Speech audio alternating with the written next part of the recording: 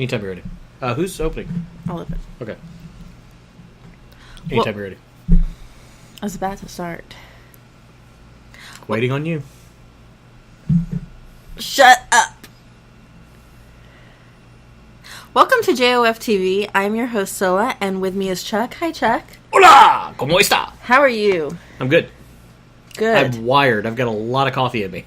I've got one of those. Working on it. Yeah, I've got one of those. Plus, I had a one of the bottled frappuccinos about an hour ago. Well, actually, at this point, about 2 hours ago. And then I also had a 20-ounce Mountain Dew at about 8:30. Plus, I had sweet tea for dinner at Culver's, which I polished off at about 7. So I'm a little wired. And I may have to get up in the middle of this and pee. Thanks for the warning. Just saying. Anyway, hi. Hi. How are you? I'm starting to be wired, which is good because I actually have slept most of the day. I started off my day in training for work and proceeded to then eat lunch and sleep.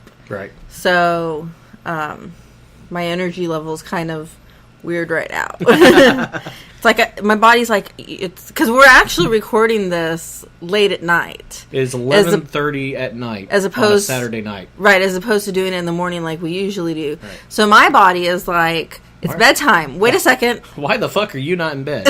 Right. I'm still good for a good 5 hours before it's bedtime for me because of the way I sleep. So I'm kind of in that weird period right now where I'm wide awake and my body doesn't quite understand why. Yeah. Gotcha. So,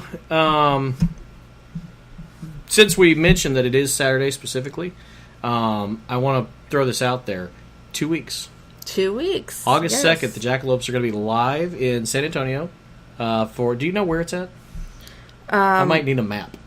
We'll discuss that more in a future episode. We'll have much more details on that coming up. Okay, so stay tuned because we are going to be live in 2 weeks in San Antonio at the Comic-Con.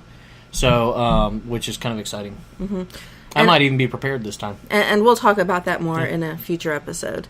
But for this episode, we are going to discuss... Actually, this is kind of coming a little late, but it's something I still wanted to talk about because it keeps coming to the forefront of the news, and that's the Redskins. Oh, that again? Yes. I bring this up because it seems like every time it goes away, it comes back. It's the news story that just won't die. It's like a boomerang news story. Yes. And I find this whole thing very intriguing the more I research it. And the reason I find it so intriguing is because the people that are offended, that claim to be offended, aren't even the people affected. If you talk to almost any Native American, they're not offended by it, and some of them actually consider it an honor. Yeah, or at the very least, a ridiculous argument. Right. But a lot of them are honored by it. A lot of them don't care. But they're not offended. So we're fighting, or there's this group that's fighting to have the name of the Washington Redskins changed on behalf of a group that they think is offended who isn't really offended. Now, to be fair, the most recent lawsuit that has caused the recent media coverage was actually begun by a group of Native Americans. One specific 100%, and I forget what tribe she is, and it's not important, but she is actually Native American. So at least I'll give them that. But yes, most of the people who are in such a furor over it are guilty white folk. Mm-hmm. And that's weird to me. And most recently, let's see, the Washington Redskins have lost their trademark. Right. Pending appeal. Right, pending appeal. They've lost their official trademark. And all that really means is that they cannot guarantee that no one else will use the Redskins name or logo in merchandising and therefore they would lose merchandising money. But pending appeal, they still do have the right to sue because they hold on to that pending appeal. Until all appeals are completed. Right. That is true. So that doesn't mean you can run out and start a bootleg Redskin store or anything. No, they can still sue you for that now. Yeah, you will get sued. I think it's a little ridiculous that they're even trying to negate their trademark. Well, that's the only way to do it.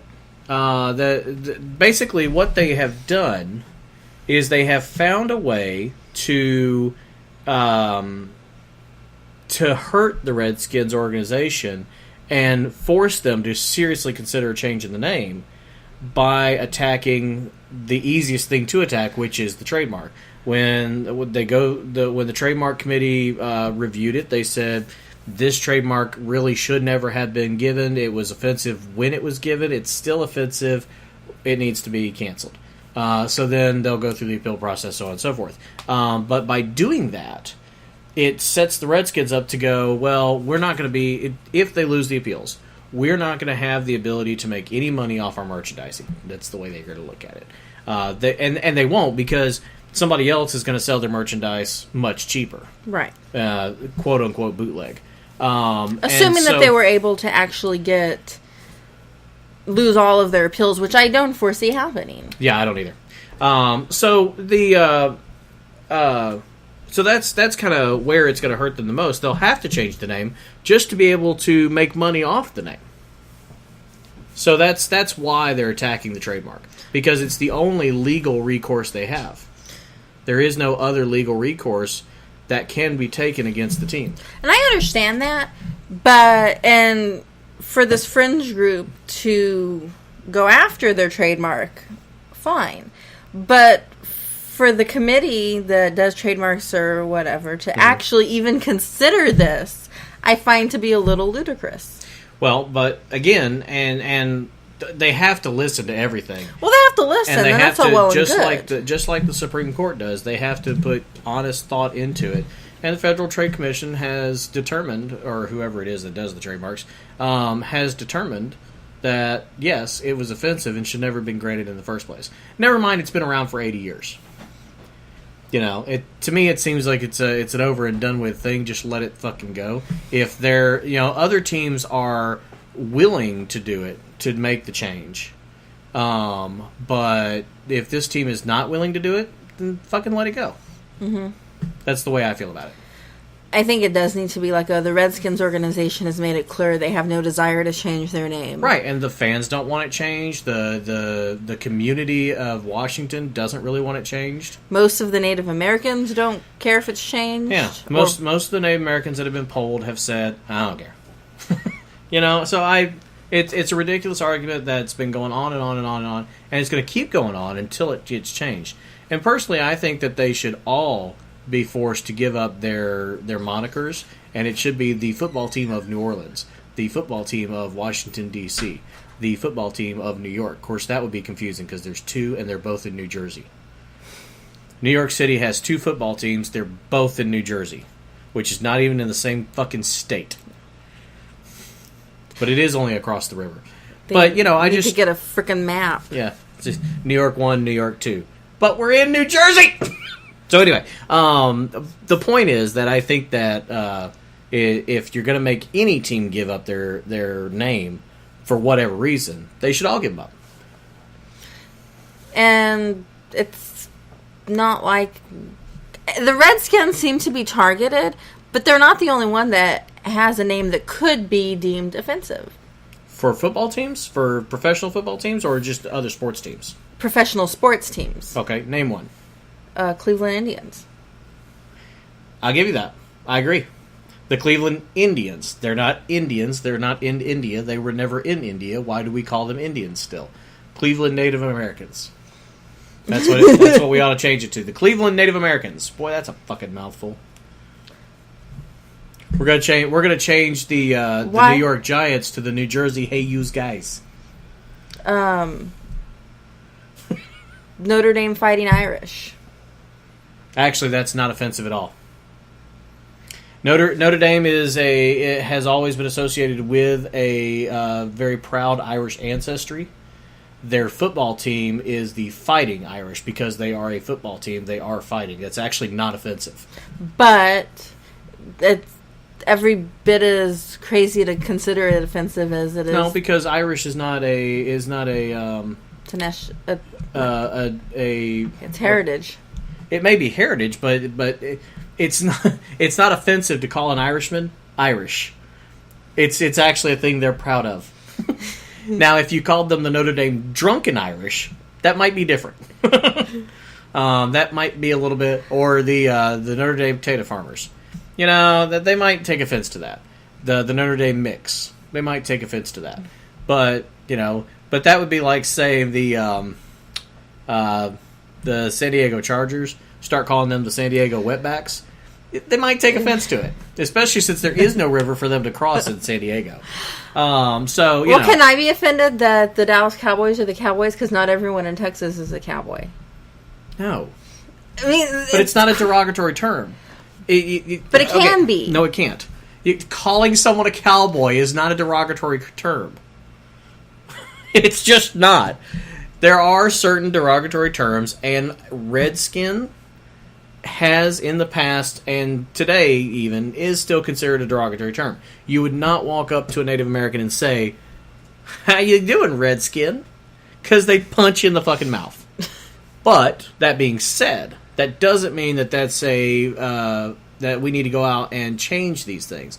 People have accepted it. It's not, a lot of people are saying, well, it's a subtle form of racism. It's really not. No. It's not hurting anybody. If you don't like it, don't support the team, move the fuck on with life. But I do see their point that it is a derogatory term. Why would you use it? You certainly wouldn't use the N-word for the Oakland team. That it's the Oakland Raiders. You wouldn't be the Oakland N-words. That would look weird anyway. Oakland N-words. I would love to see a team do that. And it would have to be owned by a black person. You couldn't have a white owner do it, obviously. The only way you could do it and get away with it as a white person would be for the whole team to be white. You could not have a single person of color, black, Hispanic, Asian, don't matter. You could not have a single person of color on that team. They'd all have to be the whitest white guys in history. From Minnesota. Yeah, from Minnesota, hey, don't you know?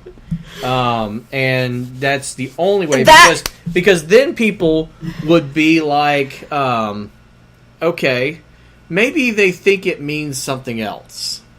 And that would be even better if it was a Minnesota team, the Minnesota. Yeah. Just as painfully white as you can be and call them that. That would be hilarious. But no, the Cowboys, Saints, even the Kansas City Chiefs, even that's because that's another football team with Native American influence. Mm-hmm. That is still not a derogatory term. Indians is even worse than Redskins, though. Well, why are we picking specifically on the Redskins? Because Redskin is specifically a derogatory term for the group. Indians is just a misapplied moniker. That only comes from the fact that the original settlers were confused about where they were. They didn't have a map. Yeah, or their maps were outdated, or they didn't realize that there was this big fucking island in the middle. It's a continent. Anyway, it's two continents technically. Because I thought the world was flat. Well, anyway, no, at that time they knew it was round. That's why Christopher Columbus was coming this way. Because he figured it was... No, he knew it was round. It was faster to go one way than to go the other. It's kind of like driving with Dad. No, it's quicker this way. And then 3 hours later, you're like, Dad, it was a 15-minute trip. Where are we? You know how it gets. Oh, the nose never lies. Whatever. The nose knows. Magnetic knows my ass. Love you, Dad. So anyway, the point is, yes, there are certain terms that are derogatory, so I can see their point, but fuck them. Let it go. Let it go. I haven't seen the movie, so. Sorry. sorry. Although I did catch a video, complete tangent. I caught a video. You know the unnecessary censoring. Have you seen those videos? Mm-hmm. Okay, somebody did one of those for the for Frozen, and it was, "Do you want to build a snowman?" It doesn't have to be a snowman. It's, "Do you want to bleep a snowman?" It doesn't have to be a snowman. I just think that's hilarious. There's more to it, but I'm not going to get into it. But yeah, as a preschool teacher / babysitter, I've been bombarded with Frozen. I've heard bits of the song, but I've never actually watched the movie, and I actually do want to see the movie because I hear it's actually pretty good. It's okay. It's got to be better than Planes. Haven't seen that. No, okay. So this whole thing has turned into... The Notebook was on TV today. I turned it off. Okay. So this whole Redskins thing is just one PR thing after another. Oh, yeah. Completely. But I think the Redskins are actually handling it pretty well. They're trying to ignore it to the best of their ability until something happens that they have to address, like the ruling. Some professional companies don't deal with public relations quite as eloquently as the Redskins are. I would agree. Looking at you, DC Comics. I don't know if you heard about this. Probably not. There was a little boy, big Superman fan. He died, unfortunately. I want to say it was due to cancer. Was this the statue thing? Yes. I had not heard the details. But I don't really want to get this wrong. Let's see. Oh, I take that back. It's not cancer. He died as a result of child abuse. Oh, okay. In fact, let me get you some quotes on this. The name of the little boy is Jeffrey Baldwin, a 5-year-old Toronto boy who died as a result of child abuse in 2002. Baldwin and his sister were removed from the care of his parents after abuse allegations in 1998, but it seems that his maternal grandparents were no better. According to reports from the trial, where the grandparents were convicted of second-degree murder, Baldwin was kept locked in a bedroom where he lived in his own feces and drank from a toilet. He died of starvation. Jesus Christ. Well, this got depressing. Yes. Recently, an Ottawa man, moved by the story, raised the money to erect a memorial to Baldwin that would depict Jeffrey dressed as his hero, Superman, in a bronze statue. However, DC Comics would not allow the statue to use the Superman logo. And this caused a massive public outcry. I mean, the press that DC was getting for not allowing this to happen was a PR nightmare. So much so that they did reverse the decision. DC did back down, and they are allowing the statue to have the Superman logo on it.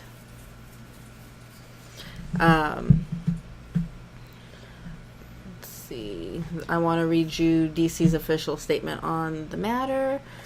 DC Entertainment uses a flexible set of criteria when we receive worthy requests such as this, and at times have reconsidered our initial stance. After verifying the support of appropriate family members, DC Entertainment will be allowing the Jeffrey Baldwin Memorial Statue to feature the Superman S-Shield.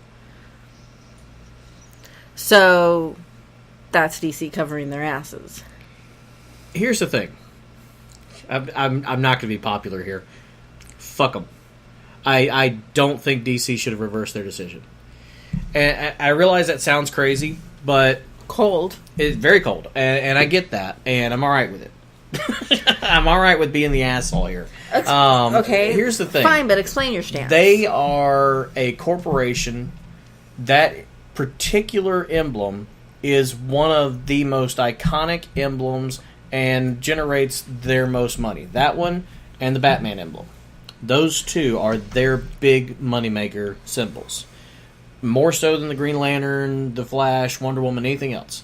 Those two are the big ones. Yes. And they have so much invested and tied up into that logo that they cannot just willy-nilly, for lack of a better term, provide or give that logo out. And this is I get what they're trying to do here. I get what the people were trying to do, but DC doesn't have to give them. And for the public to be a bunch of fucking assholes and call out DC over a business decision, go fuck themselves. That's not the public's call. That's DC's call. He made the request. They said no. He should have moved on. But because he's a whiny bitch, he went public with it, and DC got a bunch of flack because the people involved in creating the statue said, well, that's not right. Fuck them. It's perfectly right.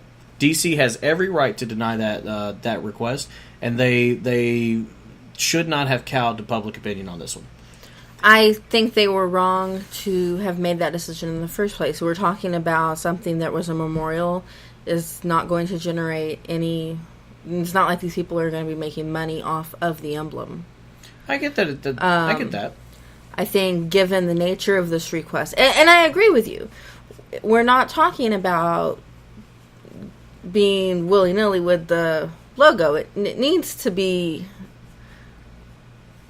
taken under consideration. I think given the circumstances of this, it didn't hurt DC at all to... It sets a precedent, though. So now DC has set a precedent with, yes, we will allow our logo to be used on memorial statues for people that have no connection to this character or our brand. If it had been a statue commemorating Jerry Schuster or Joe Schuster, Jerry Siegel, I always do that. Joe Schuster or Jerry Siegel, okay, that would make sense because they're the creators. Or Dennis O'Neil when he passes away. You know, people who have had an impact on that character and DC Comics in general.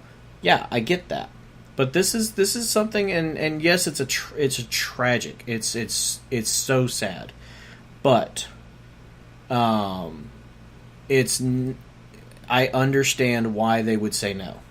And I think that it's tacky beyond all belief that somebody raised such a stink about this that it went viral, it went worldwide. That's the problem with social media, is that this kind of shit made DC say, well, fuck, now we're a bunch of assholes. And they're not. They're just businessmen that made a business decision, and because of social media, they've been forced to change that decision, and now it's set a bad precedent. Now people know, well, if we push them hard enough, they'll do it. And we can get away with anything. And that's bullshit. And I agree with you on that point. This would have been a really good way, especially given the bad press DC's had recently. This would have been a great way for them to have some positive press they just allowed it initially. Yeah, and it didn't I get hurt that. anything. And had they allowed it initially, maybe, but even then, it's still, yes, it would have given them some positive press now, but it still would have set a bad precedent.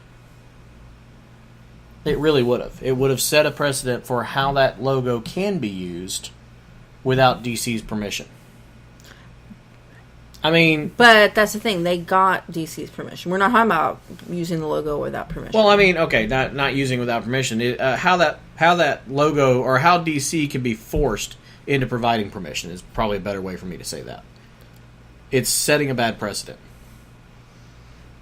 Because now what's going to happen is the next one that comes along and tries to do the same thing, DC's going to go, well, no, we don't want them to do that. Oh, but shit, look what happened with the last one. Well, go ahead.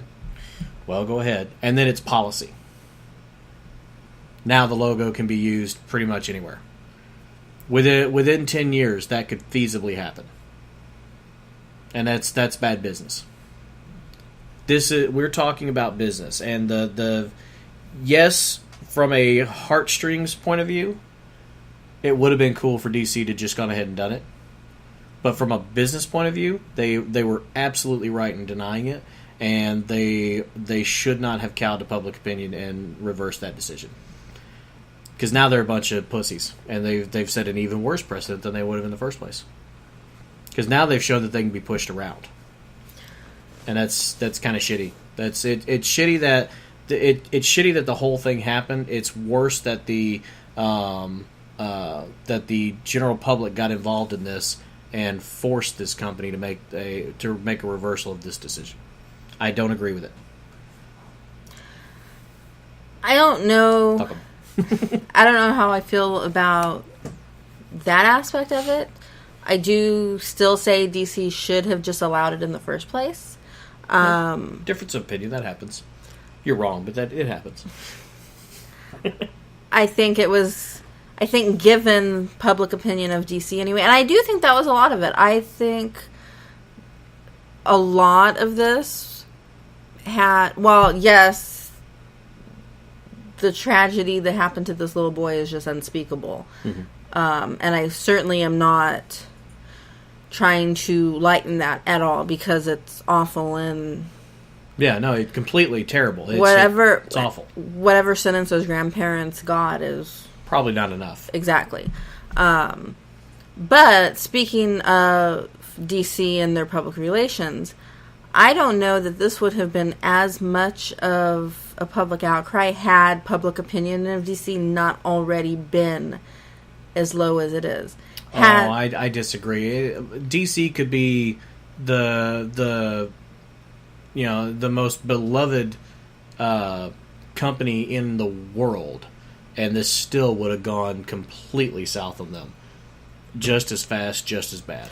I don't know, if we were talking about a Spider-Man logo and Marvel had done the same thing, I'm not sure that the outrage would have been as intense. I know that it would have. Because people are just like that. That's people are assholes. What I do know is DC missed a golden opportunity, and if you want to look at it strictly from a business decision, I think it was a bad business decision to not allow it in the first place. I think it would have done a lot more good than harm to have just allowed it. As it stands, you're right. I do think them backing down sets a bad precedent. Although we know that they don't always cave to public opinion, that's been proven too. Yeah. So I don't know what it was about this particular instance that made them back down. But that's not typical of DC. Well, but actually I think it is. That when the outcry becomes big enough, it becomes a problem. Look at what happened with Gail Simone. That's getting true. Very summarily dismissed for no real reason. Outcry just went, oh my God! And all of a sudden she's got her job back. And now she's quit. Yeah. They still found a way to push her out. They just did it differently. Yeah, they did it differently. And that's on them. But my point is that they have set this precedent before. They have shown that if you push enough, they're gonna cow. And I think that's bad business. Make your decisions for whatever reason and stick by them. Unless there is a valid business reason to change your process, changing it just because it pissed off a bunch of people, fuck those people. You didn't need them anyway, and they probably weren't buying your stuff. But again, we're talking about DC, who has a history of making bad business decisions. Well, I mean, firing Gail wasn't a good business decision in the first place. Not that I'm a fan of hers, but it was still a bad business decision from a business standpoint. Isn't that illegal?